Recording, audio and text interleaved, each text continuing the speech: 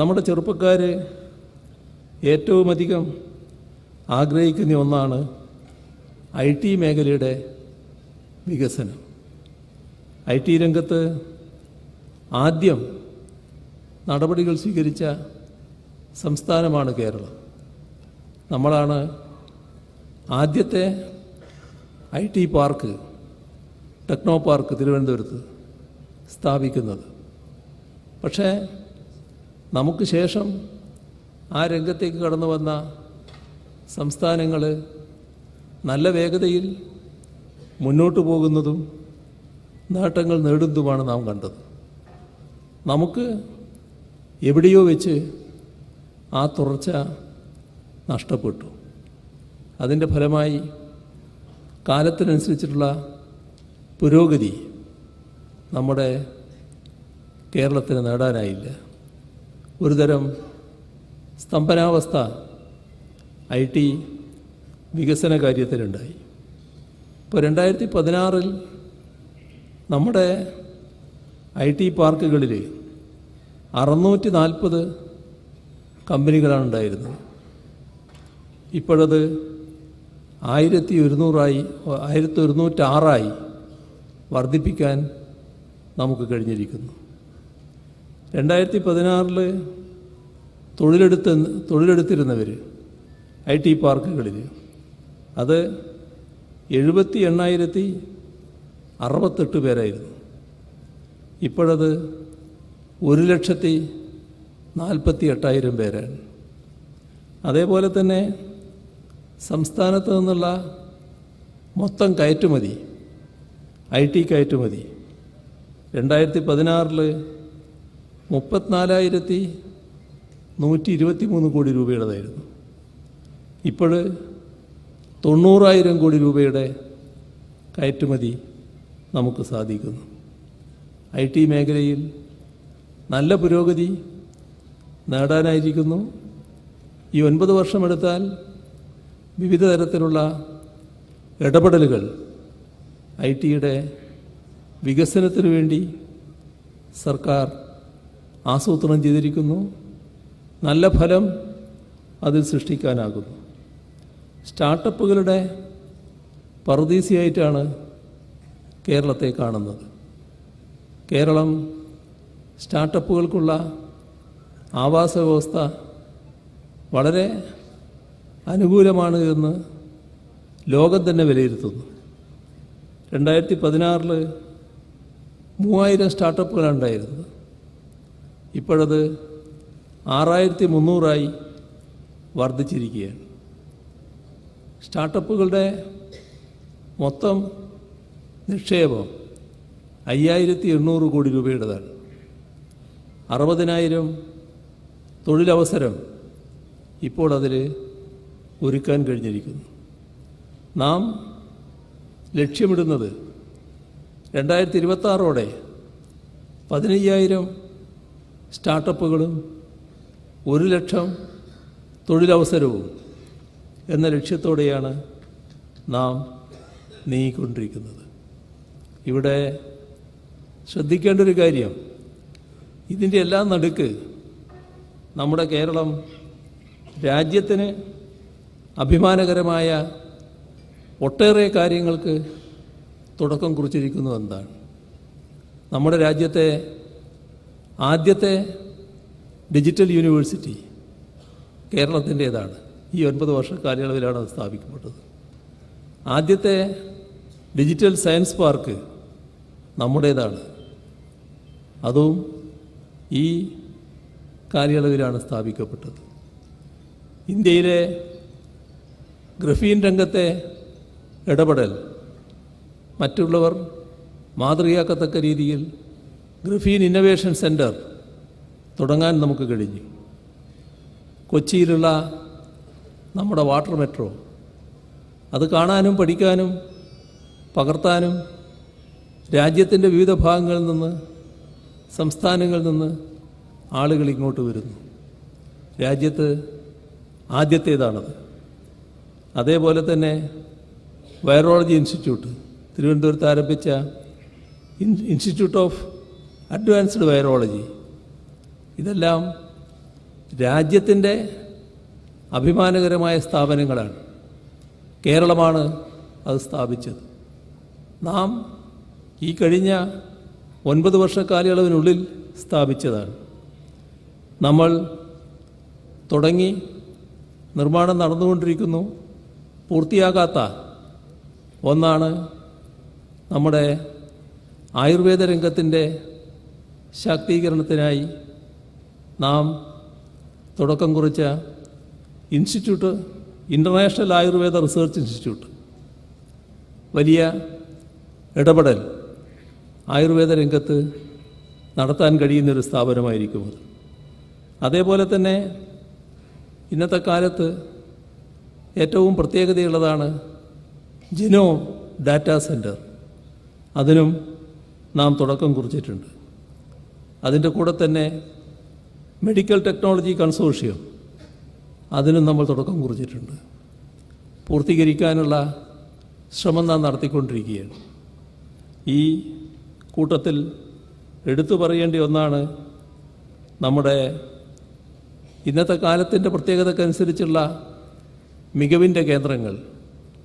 മൈക്രോബയോ, nutraceuticals, ഇത്തരം മേഖലകളിലുള്ള മികവിൻ്റെ കേന്ദ്രങ്ങൾ ഓരോന്ന് സ്ഥാപിക്കുന്നതിനുള്ള നടപടികൾ നാം സ്വീകരിച്ചു പോവുകയാണ്. ഇതോടൊപ്പം നമ്മുടെ കേരളത്തിൽ 3 സയൻസ് പാർക്കുകൾ, ഒരു പാർക്കിന് 200 കോടി രൂപ, അങ്ങനെ 600 കോടി രൂപ ചെലവിട്ട് 3 സയൻസ് പാർക്കുകൾ കേരളത്തിൽ വരാൻ പോകുന്നു. അങ്ങനെ നോക്കിയാൽ നമ്മുടെ നാട്, ഈ കേരളം, ആധുനിക വിജ്ഞാന ഉൽപ്പാദനത്തിൻ്റെ കേന്ദ്രമായി മാറുന്നുവെന്ന് അഭിമാനിക്കാൻ കഴിയും. ഇതെല്ലാം നമുക്ക് ഈ 9 വർഷ കാലയളവിനുള്ളിൽ നേടാൻ കഴിഞ്ഞിരിക്കുന്നു എന്നതാണ് പ്രത്യേകത. നമ്മുടെ സംസ്ഥാനം സോഫ്റ്റ്വെയർ ഡെവലപ്മെൻറ്റിൽ നേരത്തെ തന്നെ സ്ഥാനം പിടിച്ചിരുന്നു. ഇപ്പോൾ നാം ഹാർഡ്വെയർ ഉൽപ്പാദനത്തിൽ ശ്രദ്ധിക്കുകയാണ്.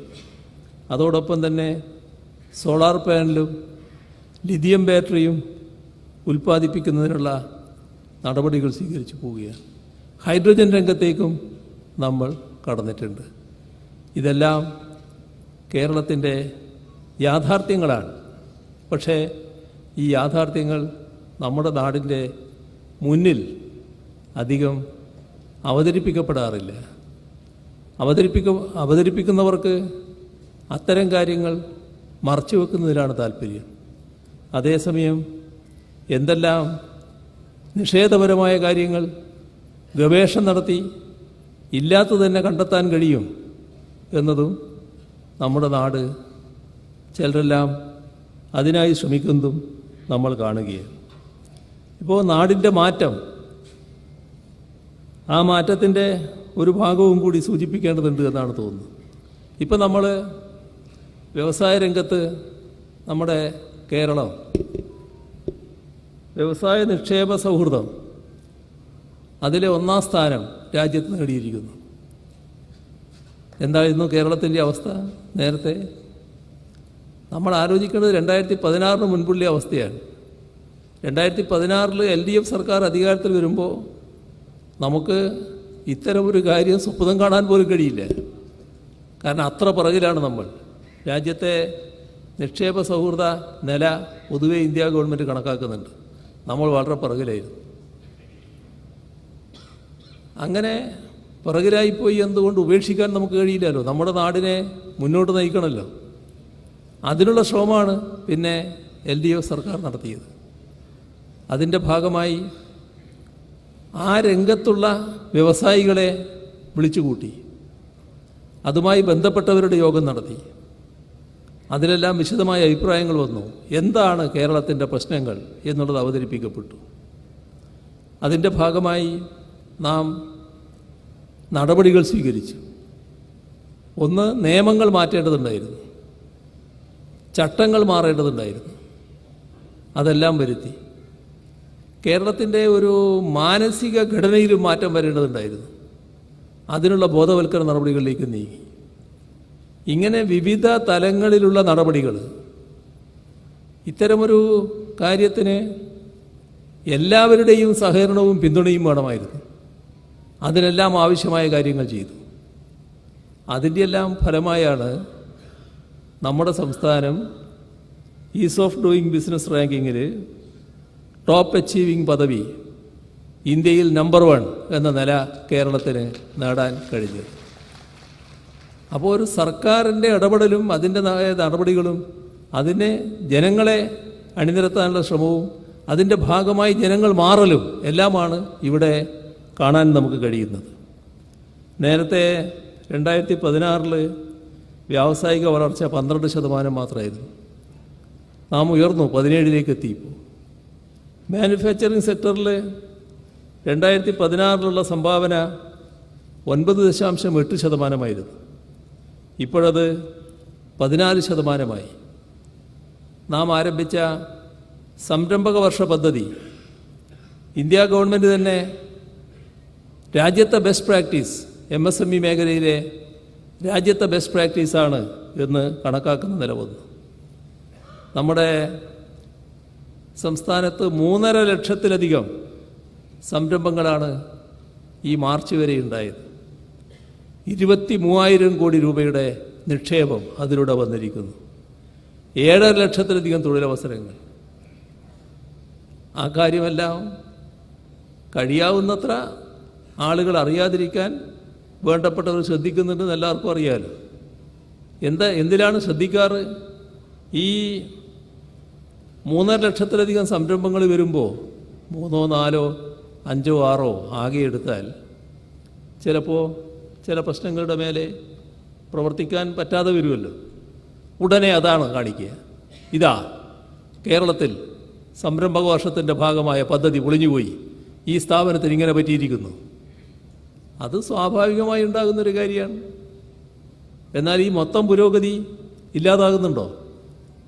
മൊത്തമായിട്ടുള്ള അവസ്ഥ നിഷേധിക്കപ്പെടുന്നുണ്ടോ? ആ ഭാഗം പ്രചരിപ്പിക്കാൻ തയ്യാറാകുന്നില്ല എന്നാണ് കാണാൻ നമുക്ക് സാധിക്കുക. ഇപ്പോൾ കൊച്ചിയിൽ നമ്മൾ നിക്ഷേപ സംഗമം നടത്തി. വന്നത് പ്രധാനപ്പെട്ട കമ്പനികളും സ്ഥാപനങ്ങളുമാണ്. അവർ നിക്ഷേപ താൽപ്പര്യ പത്രം ഒപ്പിട്ടു. എത്ര? 1.5 ലക്ഷം കോടി രൂപയുടെ. ആ നിക്ഷേപപത്രം അങ്ങനെ തന്നെ കിടക്കാനല്ല നമ്മുടെ പരിപാടി. അതിന് യാഥാർത്ഥ്യമാക്കണം. അതിനാവശ്യമായ ടാസ്ക് ഫോഴ്സിൻ്റെ പ്രവർത്തനം ആരംഭിച്ചു. അതിവേഗതയിൽ കാര്യങ്ങൾ യാഥാർത്ഥ്യമാക്കാനുള്ള നടപടികൾ നീങ്ങിക്കൊണ്ടിരിക്കുകയാണ്. K-SWIFT സിംഗിൾ വിൻഡോ ക്ലിയറൻസ് സംവിധാനം നല്ല നിലയിൽ പ്രവർത്തിക്കുന്നു. വ്യവസായികൾക്കെല്ലാം ഉണ്ടാകുന്ന ഒരു പരാതി, ഈ പരിശോധനയ്ക്ക് ചില പരാതികൾ ഉണ്ടാകുന്നുണ്ട്. പരിശോധനയ്ക്ക് ചെല്ലുന്നതിനെക്കുറിച്ചുള്ള പരാതികൾ. അപ്പോൾ അതിനിപ്പോൾ ഒരു ഓൺലൈൻ സംവിധാനം ഏർപ്പെടുത്തിയിട്ടുണ്ട്, KSS. അപ്പോൾ യഥാർത്ഥത്തിലുള്ള പ്രശ്നങ്ങൾ കണ്ടറിഞ്ഞ് പരിഹരിച്ച് ഒരു നിക്ഷേപ സൗഹൃദ അന്തരീക്ഷം മൊത്തത്തിൽ കേരളത്തിൽ നല്ല രീതിയിൽ വളർന്നു വരികയാണ്. നമ്മുടെ നാട്ടിലുള്ള കമ്പനികൾ മാത്രമല്ല, ബഹുരാഷ്ട്ര കമ്പനികൾ, നിസ്സാനെ പോലുള്ള, എയർബസിനെ പോലുള്ള ബഹുരാഷ്ട്ര കമ്പനികളടക്കം കേരളത്തിലേക്ക് കടന്നു വരികയാണ്. ഞാൻ ദീർഘമായി പോകുന്നില്ല. എങ്കിലും ചില പ്രത്യേക പ്രശ്നങ്ങൾ നമ്മൾ കണ്ടുപോകണമല്ലോ. ഇപ്പം നമ്മുടെ കേരളമാണ് ഇന്ത്യയിൽ ഏറ്റവും ദാരിദ്ര്യം കുറഞ്ഞ സംസ്ഥാനം. നമ്മുടെ കേരളമാണ് ഇന്ത്യയിൽ വിലക്കുറവ് ഏറ്റവും വിലക്കയറ്റം ഏറ്റവും കുറവായ സംസ്ഥാനം. എങ്ങനെയാണ് ഇത്? സ്വയംഭൂവായിട്ടുണ്ടാകുന്നതല്ല. നമ്മുടെ നാട് പൊതുവിതരണ രംഗത്ത് ശക്തമായി ഇടപെടുകയാണ്. അപ്പം അതിൻ്റെ ഒരു കണക്ക് മാത്രം പരിശോധിച്ചാൽ മതി. UDF സർക്കാരിൻ്റെ കാലത്ത് 2011 മുതൽ 16 വരെ എടുത്താൽ അന്ന് 5242 കോടി രൂപയാണ് പൊതുവിതരണ രംഗത്തിന് വേണ്ടി നീക്കിവെച്ചിരുന്നത്. കഴിഞ്ഞ LDF സർക്കാർ 2016 മുതൽ 21 വരെയുള്ള കണക്ക് അത് 10,697 കോടി രൂപയാണ്. 5,000 കോടി UDF സർക്കാർ, 10,000 കോടി LDF സർക്കാർ. ഒരേ കാലയളവ്. 5 വർഷം. ഇതാണ് നമ്മുടെ നാട്ടിൻ്റെ പ്രത്യേകത. പൊതുവിതരണ രംഗം ശക്തിപ്പെടുന്നു. ഇപ്പോൾ വിപണി ഇടപെടലിന് വേണ്ടി 2024 വരെ 14,000 കോടി രൂപയാണ് സംസ്ഥാന സർക്കാർ ചെലവഴിച്ചത്. അതിൻ്റെ ഭാഗമായാണ് ഈ മാറ്റം. ഇപ്പോൾ 4,4 ലക്ഷത്തോളം മുൻഗണനാ കാർഡുകൾ ലഭ്യമാക്കാൻ നമുക്ക് കഴിഞ്ഞിട്ടുണ്ട്. നമ്മുടെ കേരളം ശാന്തമായ പൊതുജീവിതം നയിക്കാൻ കഴിയുന്ന സംസ്ഥാനമാണ്. ക്ഷേമ പെൻഷൻ്റെ കാര്യം ഞാൻ നേരത്തെ പറഞ്ഞു. 60 ലക്ഷം പേർക്ക് 1,600 രൂപ വീതം കൊടുക്കുന്ന നിലയാണുള്ളത്. ലൈഫ് മിഷൻ്റെ ഭാഗമായി 4 ലക്ഷത്തിലധികം വീടുകൾ നമ്മളിപ്പോൾ പൂർണ്ണമാക്കി അവിടെ ആളുകൾ താമസിക്കുകയാണ്. 5 ലക്ഷം നേരത്തെ പ്രഖ്യാപിച്ചുകൊണ്ട് ബാക്കിയുള്ള വീടുകൾ ഏതാനും നാളുകൾ കൊണ്ട് തന്നെ പൂർത്തിയാക്കാൻ കഴിയുന്ന അവസ്ഥയിലാണുള്ളത്. പട്ടയം നമ്മുടെ സംസ്ഥാനത്ത് കഴിഞ്ഞ ദിവസം പാലക്കാട് വെച്ച് പട്ടയമേള നടത്തി. അതുകൂടി വന്നപ്പോൾ 4 ലക്ഷത്തിലധികം പട്ടയങ്ങൾ നമ്മുടെ കേരളത്തിലാകെ വിതരണം ചെയ്യാൻ കഴിഞ്ഞിരിക്കുന്നു. അതിദാരിദ്ര്യം നേരത്തെ ഇവിടെ പറഞ്ഞു. ഈ നവംബർ 1 ഇന്ത്യ രാജ്യത്ത് ഏക സംസ്ഥാനം കേരളം അതിദരിദ്ര കുടുംബം ഒന്നുപോലുമില്ലാത്ത ഒരു സംസ്ഥാനം എന്ന നിലയിലേക്ക് മാറാൻ പോവുകയാണ്. ആരോഗ്യരംഗത്ത് നാം വരുത്തിയ മാറ്റം എങ്ങനെയാണ്? ആ മാറ്റം UDF കാലത്തെടുത്തോ 2016 ബജറ്റ് വിഹിതം 665 കോടി രൂപയായിരുന്നു ആരോഗ്യ മേഖലയ്ക്ക്. ഇപ്പോൾ എത്രയാണെന്നറിയോ? 2,500 കോടിയോളം രൂപ. അന്ന് 665, ഇപ്പോൾ 2,500. നമ്മുടെ കാർഷിക രംഗത്തിൻ്റെ വളർച്ച 2%. ഇപ്പോൾ LDFൻ്റെ കാലം 4.64% ഉയർത്തി. നെൽകൃഷി 2016 ഉണ്ടായിരുന്നത് 1,70,000 ഹെക്ടറിൽ മാത്രമായിരുന്നു. ഇപ്പോൾ 2,23,000 ഹെക്ടർ സ്ഥലത്ത് നെൽകൃഷിയാണ്. കഴിഞ്ഞ 2 വർഷത്തെ കണക്ക് മാത്രം എടുത്താൽ 8,268 ഹെക്ടറിൽ നെൽകൃഷി പുതുതായി ആരംഭിച്ചിരിക്കുന്നു. നെല്ലിൻ്റെ ഉൽപ്പാദനക്ഷമത ഹെക്ടറിന് 4.56 ടണ്ണായി വർദ്ധിപ്പിക്കാനായി. നെൽവയൽ ഒരു ഹെക്ടറിന് 3,000 രൂപ റോയൽറ്റി നൽകുന്നുണ്ട്. കഴിഞ്ഞ സാമ്പത്തിക വർഷം 14,498 ഹെക്ടർ നെൽവയലുകൾക്ക് റോയൽറ്റി ലഭ്യമാക്കിയിട്ടുണ്ട്. വിവിധ മേഖലയുടെ പുരോഗതിയുടെ ചെറിയൊരു ഭാഗമാണ് ഞാനിവിടെ പറഞ്ഞത്. ഇനിയും ഒട്ടേറെ മേഖലകൾ നമ്മുടെ നാടിൻ്റേതായി കിടക്കുന്നുണ്ട്. ഞാൻ ആദ്യം പറഞ്ഞതുപോലെ അതിലേക്ക് കൂടുതലായിട്ട് കടക്കുന്നില്ല. കാരണം നിങ്ങളുടെ സംസാരം പ്രധാനമാണ്. നമ്മുടെ നാട് ഇനിയും മുന്നോട്ട് പോകണം.